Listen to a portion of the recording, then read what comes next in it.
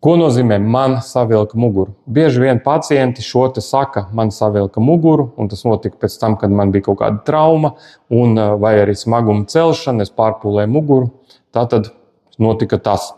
Tātad man savilka muguru visbiežāk ir muguras muskulatūras spazms, tātad muguras muskulatūras saraujās ar mērķi šo te mugurkaula konkrēto vietu pasargāt no tālākiem bojājumiem un padarīt ierobežot kustīgi. Tātad muskuļi saraujās un kaut kādā veidā padara šo te mugurkaulu stabilāku, mazāk kustīgu, ar mērķi pasargāt mugurkaulu no tālāka bojājuma.